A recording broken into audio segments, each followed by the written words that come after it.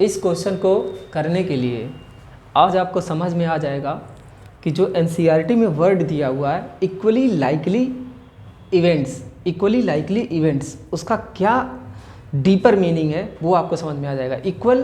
Equally likely events का मतलब होता है कि सपोज किया आपने, जब आप एक डाइस थ्रो करते हो तो सैंपल स्पेस में क्या क्या आता है, 1 आता है, 2 आता है, 3 आता है, 4 आता है, 5 आता है, 6 आता है। तो 1 आने की जो प्रोबेबिलिटी है वो 1/6 है, 2 आने की प्रोबेबिलिटी भी 1/6 होता है, 3 आने की प्रोबेबिलिटी भी 1/6 होता है। यानी किसी भी इवेंट के, इंडिविजुअल इवेंट के होने की जो प्रोबेबिलिटी होती है हर समय क्या रहती है, सेम रहती है। इसीलिए बार बार बोला जाता है इक्वली लाइकली इवेंट्स हैं क्या। इस क्वेश्चन में एक हल्का सा आर्ट है, उसे आपको डिकोड करना होगा। जैसे सबसे पहले प्रोबेबिलिटी के क्वेश्चन में we are trying to write the total sample space, consider the experiment of tossing a coin if the coin shows head. तो अगर मैं सैंपल स्पेस इसमें लिखूं, सैंपल स्पेस, तो सैंपल स्पेस में अगर मान लिया कि हेड आ रहा है, पहली बार आपने टॉस किया, टॉस इट अगेन। तो अगेन टॉस करने पे तुम्हें नहीं पता कि हेड आएगा कि टेल आएगा। अगर हेड आ गया देन इट्स ओके, लेकिन केवल हेड नहीं आ सकता, जितनी भी पॉसिबिलिटीज है सबको एक्सप्लोर करना चाहिए।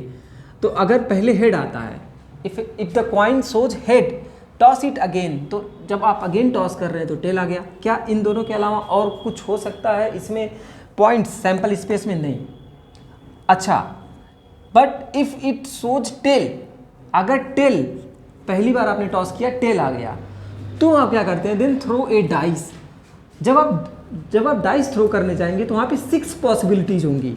तो उन 6 पॉसिबिलिटीज़ को इसमें लिस्ट करना पड़ेगा कि डाइस पे 1 भी आ सकता है, डाइस पे 2 भी आ सकता है। पहले तो टेल आ गया, लेकिन टेल के साथ 3 भी हो सकता है ना, ऐसा ज़रूरी नहीं कि डाइस पे केवल 1 ही हो सकता है। तो जितनी भी पॉसिबिलिटीज़ है सभी को यहाँ पे लिस्ट डाउन करना होगा। T3, T4, T5 और T6 टेल आने के साथ ऐसा होने लग जा रहा है। तो ये सैंपल स्पेस आपने डिजाइन कर लिया। सैंपल स्पेस डिजाइन करने के बाद से हम क्या खोजने की करते, उस इवेंट वो नंबर ऑफ इवेंट्स जो क्या है, फेवरेबल है। क्या है? Favourable event. तो हमने प्रोबेबिलिटी निकालनी है उस इवेंट की। Then throw a dice, find the probability of the dice shows a number greater than 4 से बड़ा नंबर यहाँ पे डाइस शो कर रहा है और यहाँ पे डाइस शो कर रहा है। तो क्या तुमको ऐसा लगता है कि 2 फेवरेबल केसेस हैं सर, आउट ऑफ टोटल कितना, 1 2 3 1 2 3 4 5 6 7 8। अगर तुमने ये कर दिया तो फंडामेंटली रॉन्ग हो जाएगा।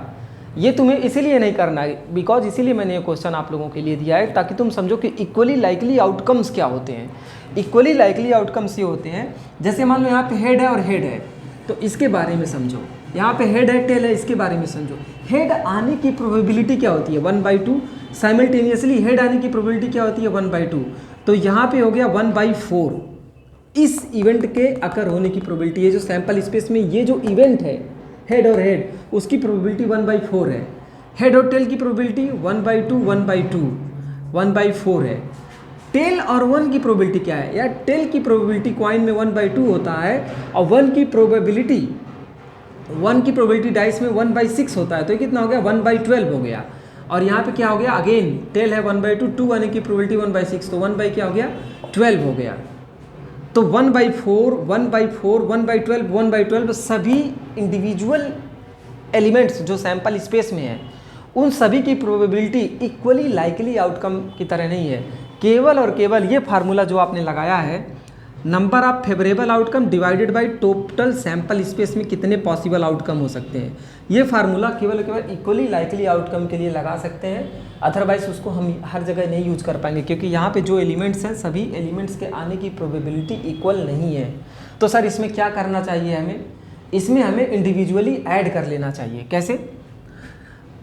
ये वाला फेवरेबल है T5 चलेगा सर, क्योंकि नंबर ग्रेटर देन 5 चाहिए, और ये वाला भी अवेलेबल है। तो 2 केसेस हैं, यानी कि ये प्रोबेबिलिटी चलेगा सर T5 वाला, प्लस मतलब उसमें और भी है इसलिए प्लस कर रहा हूँ T6 वाला प्रोबेबिलिटी।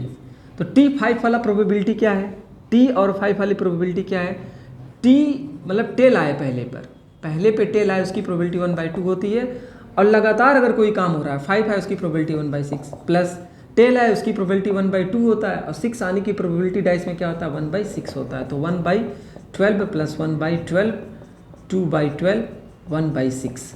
ओके, तो इसको इस तरह से समझना है आप लोगों को। Okay bye.